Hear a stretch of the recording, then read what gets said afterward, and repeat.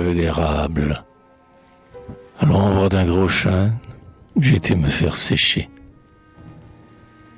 Feu d'érable.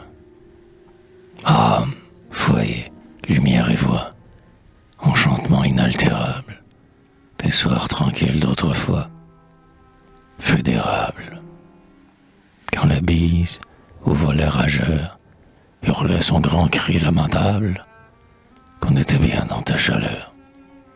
Feu d'érable. Hein, les fronts graves ou sereins, la gaieté bonne et vénérable, que tu réchauffais dans ton sein. Feu d'érable.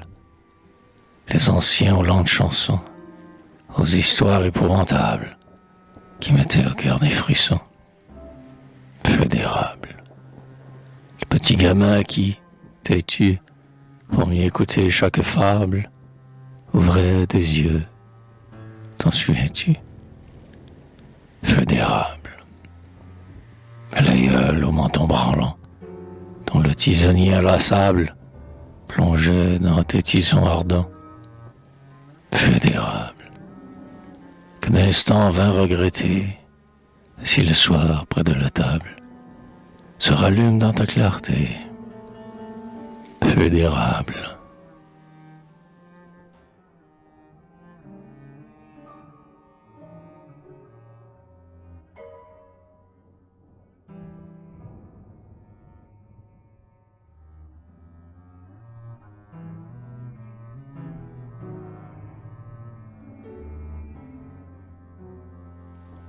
Les quêtes, dans mes souvenances lointaines, reviennent parfois vaguement, les imposants croque-mitaines du temps que j'étais un enfant.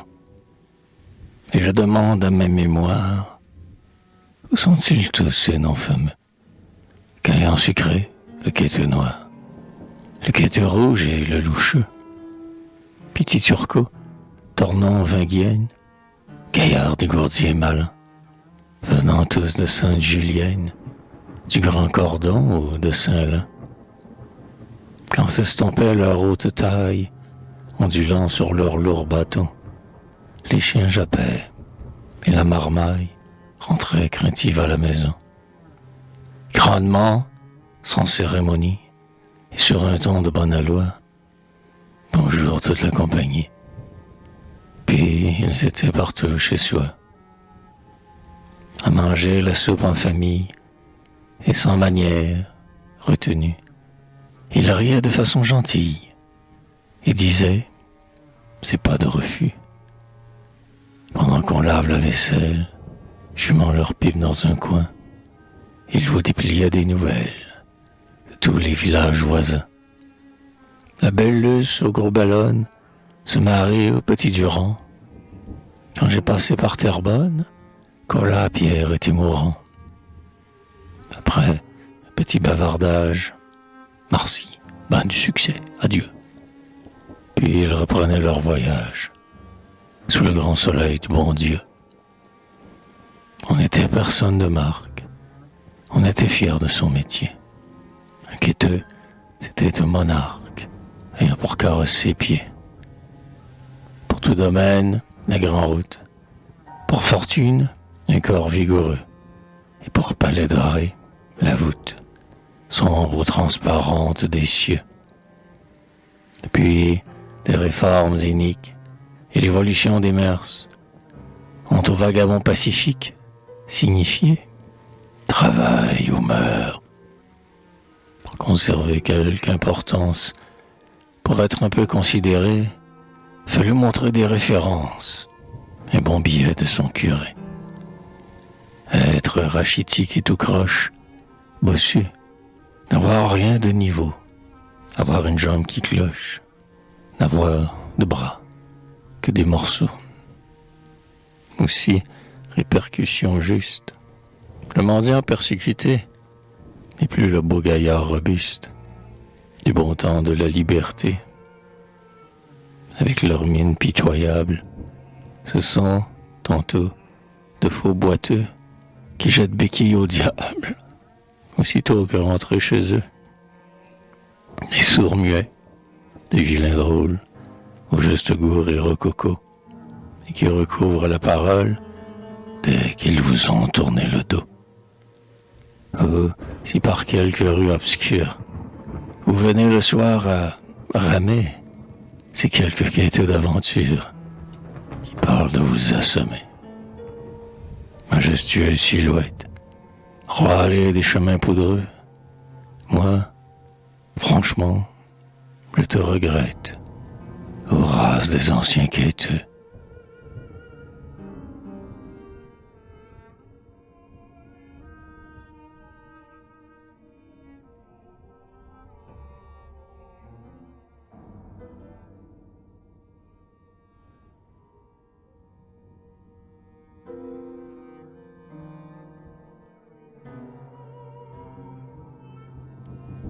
Chien qui hurle, bien qu'il soit déjà tard, on veille chez l'habitant du chemin rond, car la mère, la bonne vieille, l'ange gardien de la maison, depuis quelques jours est souffrante. Elle est très chétive et ce soir, malgré la tempête grondante, le vicaire est venu la voir. Pendant que la malade, lasse, a l'air d'un instant sommeillé, près du lit, on cause à voix basse, afin de ne pas l'éveiller. Et la même sombre pensée tourmente les fronts inquiets, à travers la bise glacée. Sur la route, le chien hurlait. Dans la malheureuse demeure, chacun s'est signé gravement. Et l'on comprit que c'était l'heure de se désoler. Car souvent, la mère qui sait les présages et les expliquait sans effort, l'a dit dans son grave langage. Chien qui hurle est signe de mort.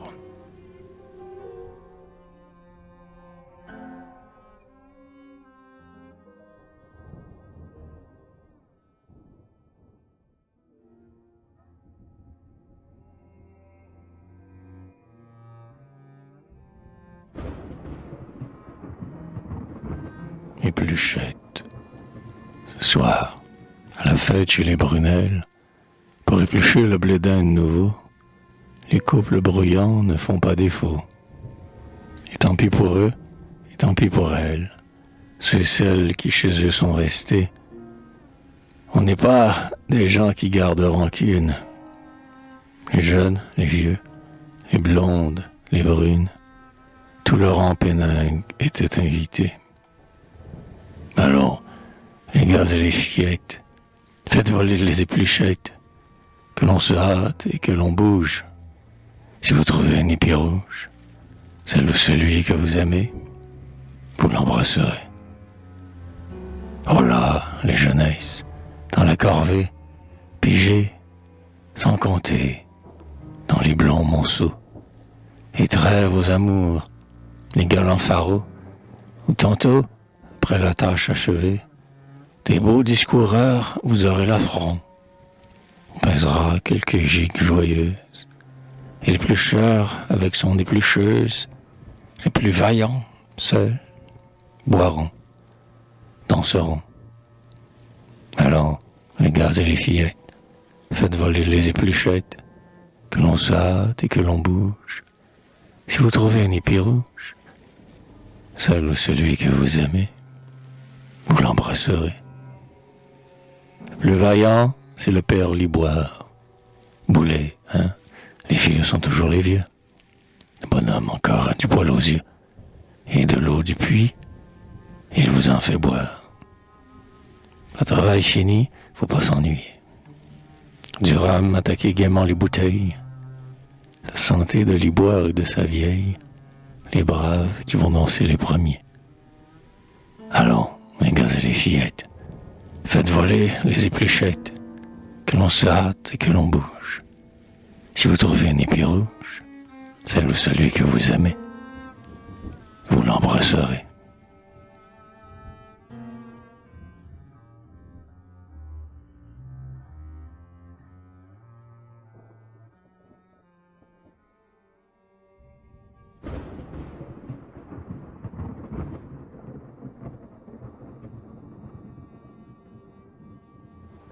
soir champêtre, au clocher qu'à travers les branches on peut voir, la cloche, au loin, sonnait pour l'angélus du soir.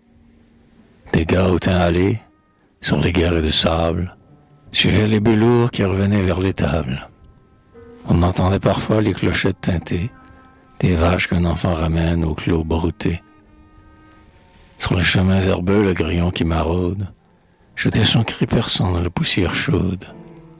Et, sur la majesté tranquille des grands champs, le soleil apaisait ses rayons lentement. Sur le perron de bois, l'aïeul à blanche tête cueillait souriant, fier de la tâche faite, les fils robustes qui rentraient à la maison, songeant peut-être que très loin sous l'horizon, professant pour le sol le même culte austère, les enfants de ses fils labourent d'autres terres et forment, par ce soir imposant et serein, une chaîne d'amour au croisement sans fin. Car, suivant du grand-père aimé l'exemple sage, sa famille a si bien agrandi l'héritage que les jeunesses des hameaux avoisinants ont nommé ce canton le rang des habitants. Que cet humble nom que tout villageois aime, du labeur le plus noble, est devenu l'emblème.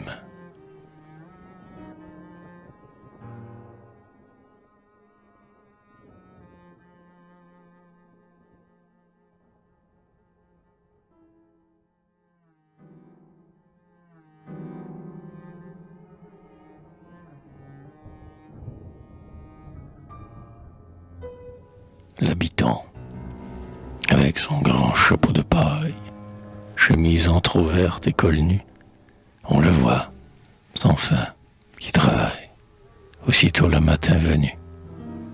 Le soleil fait, sous la flanelle, plus vite son sang bouillonner. Et, lorsque sa femme l'appelle, au bout de l'enclos, pour dîner, il ne fait pas la fine bouche, il n'affecte pas d'air sournois, comme un délicat qui effarouche le gros lard ou la soupe au pois. Il n'a pas qu'à tenir la plume. Après le dur labeur des champs, devant l'assiette qui fume, l'appétit est ouvert et franc. Le boiron, fauchant, sans relâche, tant que la saison se poursuit, on le voit à sa rude tâche, depuis l'aube jusqu'à la nuit. Et, quand les récoltes sont faites, un beau jour, bien endimanché, il part, sur sa grande charrette, vendre ses produits au marché. Financier, bourgeois, philosophe, en le voyant incline-toi, cet ignorant rue d'étoffe, sur sa charrette, c'est un roi. Tes inquiets griffonnages, son esprit ingénu se rit, et il ne le doit qu'à son courage, le pain brun dont il se nourrit. D'un bras robuste et d'un cœur brave, il laboure ses champs aimés, ignorant à jamais l'entrave de tous tes calculs renommés. En sa tranquillité certaine, il goûte santé, force, amour, bonheur que tes fatigues vaines ne te prodiguent pas toujours. Par les tombeaux du cimetière qui tiennent encore au foyer, son cœur s'enracine à la terre, comme l'orme ou le coudrier.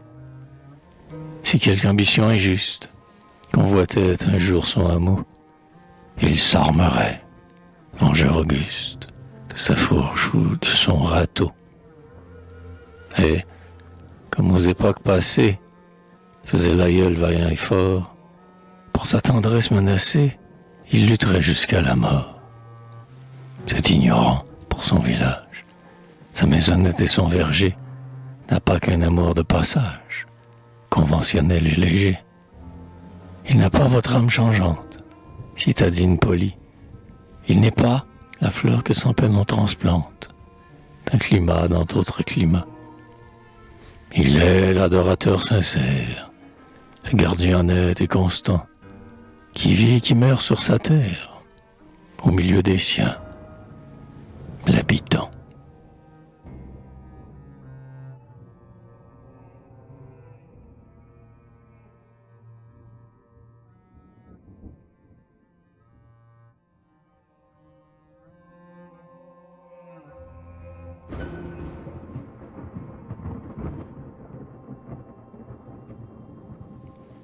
retour, lorsque tu reviendras, après ta longue absence, vers ton village ancien au trottoir vermoulu, dans les grands champs frais labourés qu'on ensemence, et même sous le toit aimé de ton enfance, on ne te reconnaîtra plus. Dans le banc familial, à Vêpres le dimanche, on te regardera comme un passant suspect. Tu ne trouveras plus ta vieille maison blanche, ni le lierre grimpant, ni les tables de planches. Le Val aura changé d'aspect. Et, si t'arrêtant là, tu demandes à boire, des jeunes gens craintifs n'osant te saluer, et des enfants nouveaux à tête blonde ou noire, à l'aïeul qui cherche ton nom dans sa mémoire, diront: quel est cet étranger?